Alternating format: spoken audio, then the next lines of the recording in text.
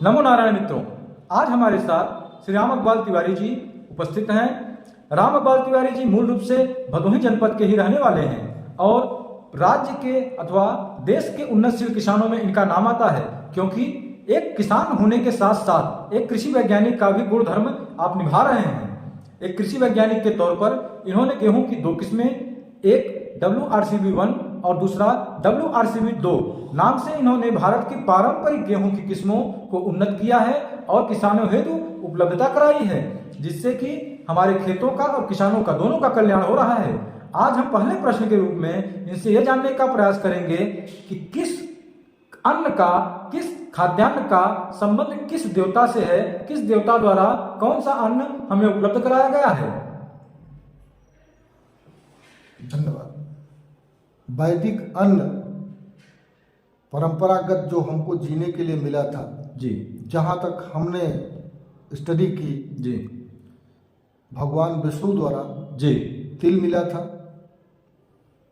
देवताओं के राजा इंद्र द्वारा इंद्र जौ मिला था, जी, ब्रह्मा द्वारा सावा कोदो मिला था, जी, चावल अजन्मा है। जी, 5 ही अन्न हमारे पृथ्वी पर मूल रूप से समस्त पोषक तत्वों से भरपूर है। जी, यदि इस अन्न का अपने आहार में सम्मिलित करें तो संपूर्ण रूप से स्वस्थ और निरोग रह सकते हैं। आज आधुनिक युग में ये परंपरा छूट गई थी, देसी अन्न मिल नहीं रहा था। हमने काफ़ी प्रयास कर जी, देसी ट्रेडिशनल वैरायटियों का संग्रह किया, ढेर सारी व्यवस्था हमने दी। आज उस अन्न में, जिसको हम वैदिक अन्न बोलते हैं, समस्त पोषक तत्व पाए जाते हैं। इसके अलावा जो और अन्न आए, वो वशिष्ठ विश्वामित्र की लड़ाई में, राजर्षि ब्रह्मर्षि की लड़ाई में नारियल से इंसान पैदा करना, सावा कोदो के अलावा उर्द, मूंग, ज्वार, बाजरा, मक्का जितना भी आया, यानी इन 5 अन्नों के अलावा जो अन्न अभी भी उपस्थित हैं, जो खाद्यान्न अभी भी उपस्थित है, वे सब रिसर्च द्वारा इस संसार में आए। जी, जो हमारे ऋषि थे उनके रिसर्च द्वारा, ऋषियों द्वारा ये उत्पन्न किया गया। तो यानी कि ये सब के सब हाइब्रिड वैरायटी है उस समय की ही हाइब्रिड वैरायटी है। जी, जी, जी। और उसमें उतना पोषक तत्व नहीं मिलता जो हमारे वैदिक अन्नों में मिलता है, जो मूल अन्नों में मिलता है। मूल अन्न में मिलता है। और यही 5 मूल अन्न कौन कौन से है डॉक्टर साहब? पहला है जौ जी, दूसरा है तिल, जौ, तिल, तीसरा है सावा कोदो, सावा कोदो, चौथा है चावल जो अजन्मा है, पांचवा सावा कोदो। अच्छा, सावा कोदो 2 हो गया। तो 5 अन्न जो हमारे हैं वैदिक अन्न, यही हमारी पूजा पद्धति में भी शामिल किए जाते हैं। जी, 6वां अन्न कोई हमारी पूजा पद्धति में नहीं शामिल किया जाता, क्योंकि देवताओं से सीधा संबंध उनका नहीं है। तो इस 5 अन्न से हमें भरपूर ऊर्जा मिलती है। एक विषय है डॉक्टर साहब, हमने सुना है कि चावल जो है वो अजन्मा है, या जिसको संरक्षित न किया जाए तो भी ये समाप्त नहीं होगा इस संसार से। ये क्या है? ये एक त्योहार पड़ता है हमारे सनातन संस्कृति में, ललही छठ। जी, उस दिन जो लाल वाला चावल खाया जाता है, तिन्नी का चावल, परसारी के चावल, कई नामों से कई प्रदेशों में जाना जाता है, हमारे भारतवर्ष में ही। जी, जी। वह न कभी बोया जाता है, न कभी संरक्षित किया जाता है। उसके बाद जितने चावल आए हैं उसमें कुछ ही देसी वेराइटियां हमारी हैं, अन्यथा सब टोटल हाइब्रिड बना दी गई हैं। उसमें पोषक तत्व नहीं है। उसको आज के जनता के अनुसार भरण पोषण की व्यवस्था केवल दी जा रही है। उसमें पोषक तत्व न होने की वजह से हम खाएंगे तो बीमार पड़ेंगे, परेशानी खड़ी होगी। हम पाचन, हमारा शरीर पाचन का कार्य तो कर रहा है, लेकिन उस अन्न से जो पोषण मिलना चाहिए वो पोषण नहीं मिल पा रहा है, क्योंकि हम लगातार और हाइब्रिड होते चले जा रहे हैं। जी, हाइब्रिड का मतलब होता है वर्ण संकर। और वर्ण संकर जहाँ पैदा होते हैं, कई युगों में देवताओं ने पृथ्वी मृत्यु लोक में आकर के वर्ण संकरों को समाप्त किया है। आज वर्ण संकर की परिभाषा अगर देखी जाए तो हमारे देश में अधिकता हो रही है, अन्न के रूप में भी अधिकता हो रही है।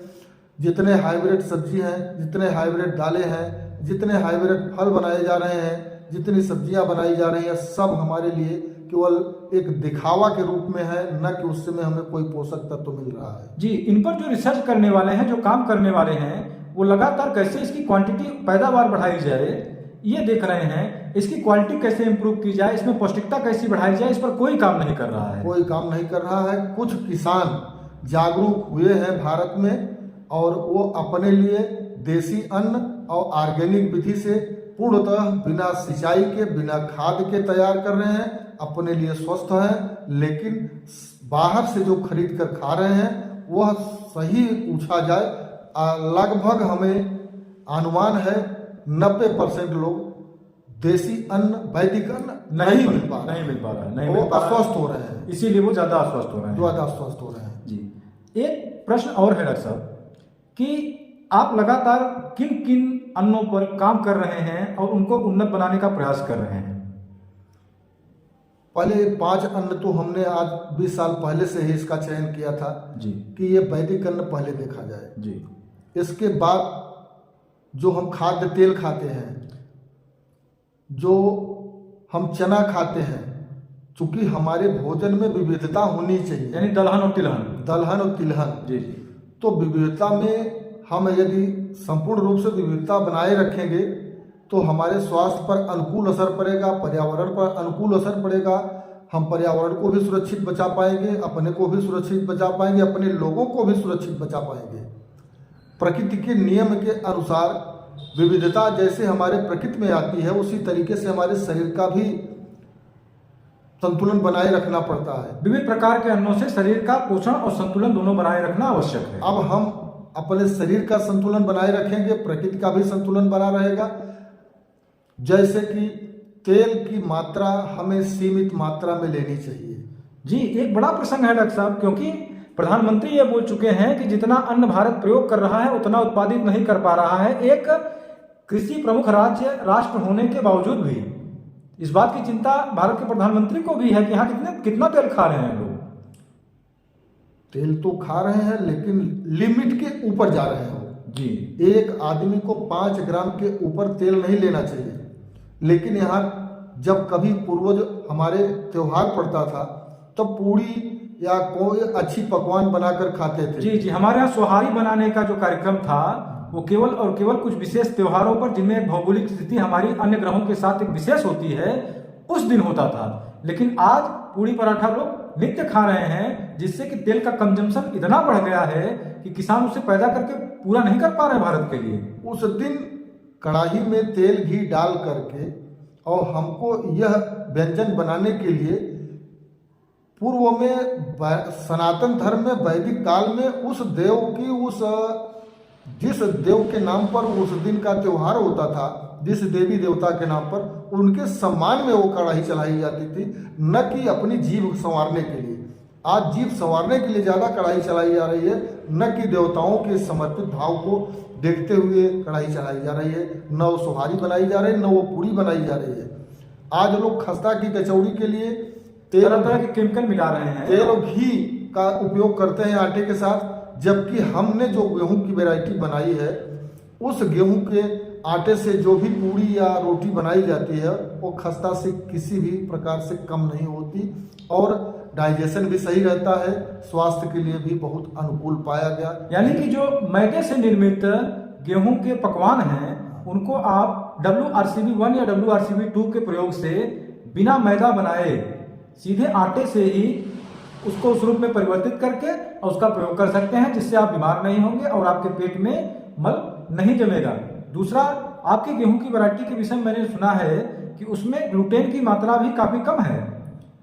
अन्य गेहूं में छिलके की मात्रा 10 से 12% पड़ती है, ग्लूटेन की मात्रा 27 से 28% पड़ती है। हमारे वैरायटी में WRCB1 और 2 दो वैरायटियां हैं, जिसमें छिलके की मात्रा 3 से 4% है और ग्लूटीन की मात्रा 2% है।